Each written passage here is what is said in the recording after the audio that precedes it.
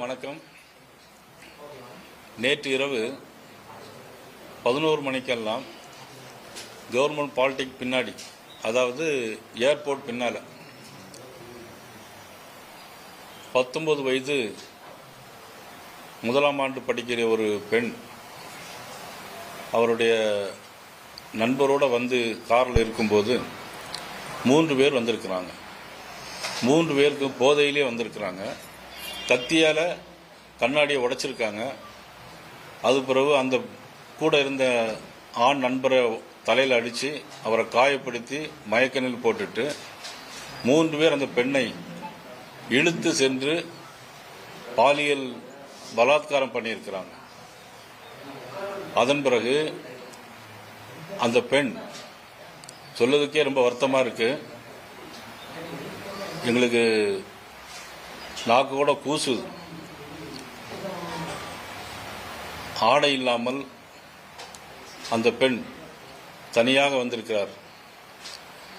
பிறகு அந்த மயக்கம் தெளிந்த உடனே அந்த அடிபட்ட நபர் காவல்துறை ஃபோன் பண்ண உடனே அவர்கள் வந்து இவர்களை எடுத்து, பிறகு அந்த பெண்ணையும் தேடி பார்த்து, ஆடை இல்லாமல் இருந்த அந்த பெண்ணை தேடி பார்த்து மருத்துவமனைக்கு அழைத்து சென்றிருக்கின்ற ஒரு கொடூர சம்பவம் இன்றைக்கு அரங்கேறி இருக்கிறது என்று சொன்னால், உண்மையிலேயே இந்த ஆட்சி எவ்வளவு தூரம் மோசமான முறையில் காவல்துறை இருக்கிறது என்பதை சுட்டிக்காட்டுகிறது.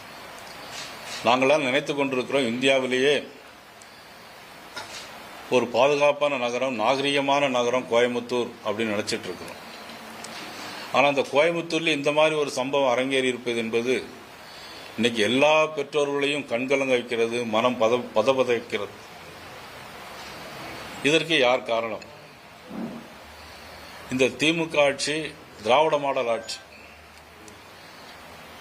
இது பெண்களுக்கு எதிரான பாலியல் மாடல் ஆட்சி அப்படின்னு தான் சொல்லணும். பெண்களுக்கு எதிரான குற்றங்களை அதிகரித்திருக்கக்கூடிய ஒரு பாலியல் மாடல் ஆட்சின்னு தான் சொல்லணும். இதே மாதிரி 2013ஆம் ஆண்டு ஒரு சம்பவம் நடந்தது. தூத்துக்குடி மாவட்டம் ஸ்ரீவைகுண்டத்தில் தாதன்குளங்கிற ஒரு கிராமத்தில் ஒரு பெண்ணை கற்பழித்து கொலை செய்யப்பட்டார். அன்றைக்கு எதிர்கட்சி தலைவராக இருந்த நமது முதலமைச்சர்,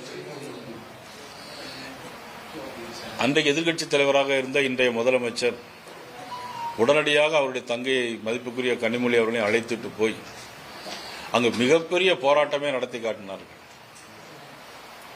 கரூரில் நடந்த 41 பேர் படுகொலை, அப்படிதான் சொல்லணும்.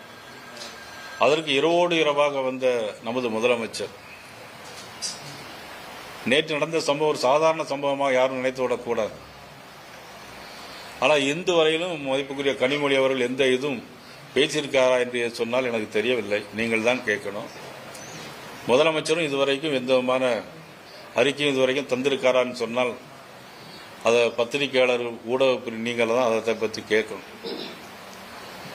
இதுக்கெல்லாம் அடிப்படையாக காரணமாக இருக்கக்கூடியது கோயம்புத்தூரில் நமது மதிப்புக்குரிய அகில இந்திய மகளிர் அணி தலைவர் வானதி சீனிவாசன் அவர்களும் திரு முருகானந்தம் அவர்களும் சொன்னார்கள், கோயம்புத்தூரிலே கஞ்சா போதைப் பொருள் அதிகமாக இருக்கிறது. மெத்துப்பேட்டை அதிகமாக இருக்கிறது. ஆனால் இவர் காவல்துறை அதிகாரியே சொல்லியிருக்கார், இதை வெளியே சொன்னால் என்னுடைய உயிருக்கே ஆபத்து வரும்னு ஒரு காவல்துறை அதிகாரி கோயம்புத்தூரில் ஒரு நல்ல அதிகாரி சொல்றார்.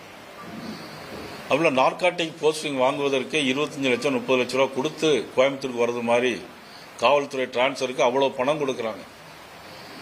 காரணம், கஞ்சா இந்த போதைப் பொருளுடைய தலைநகரமாக, 2வது தலைநகரமாக கோயம்புத்தூர் விளங்கி கொண்டிருக்கிறது. பெண்களுக்கு எதிரான குற்றங்கள் 60% பெண்களுக்கு எதிரான குற்றம்.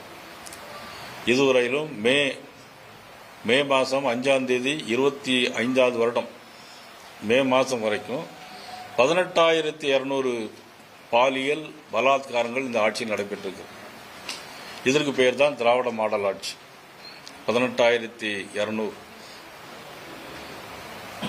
6,000 கொலை குற்றங்கள் நடந்திருக்கிறது. 31 லாக்அப் டெத் மரணங்கள் நடந்திருக்கிறது. குழந்தைகளுக்கு எதிரான குற்றங்கள் 15% அதிகமாயிருக்கிறது. போக்சோ குற்றங்கள் 50% அதிகமாயிருக்கிறது.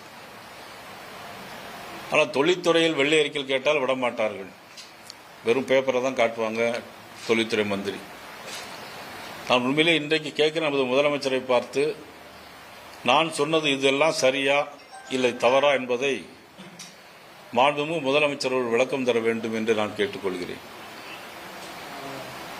பெற்றோர்கள் தங்களுடைய பிள்ளைகளை கல்லூரிக்கு அனுப்பி படிக்க வைக்க முடியவில்லை. வேலைக்கு போய் பெண்கள் திரும்ப முடியவில்லை. இரவு நேரங்களில் பெண்களுக்கு பாதுகாப்பு இல்லை.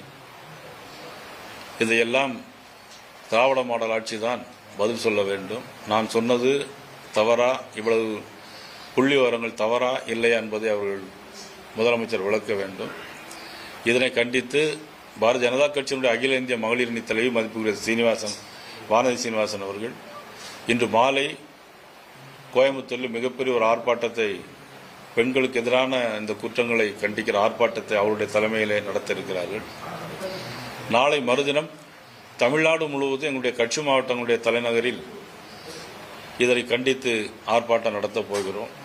பாரதிய ஜனதா கட்சி என்றைக்கும் பெண்களுக்கு ஆதரவா எல்லா விஷயங்களிலும் நாங்கள் தொடர்ந்து பெண்களுக்கும் பொதுமக்களுக்கும் ஆதரவாக இருப்போம் என்பதை இந்த நேரத்தில் நாங்கள் உங்களுக்கு சொல்லிக் கொள்கிறோம்.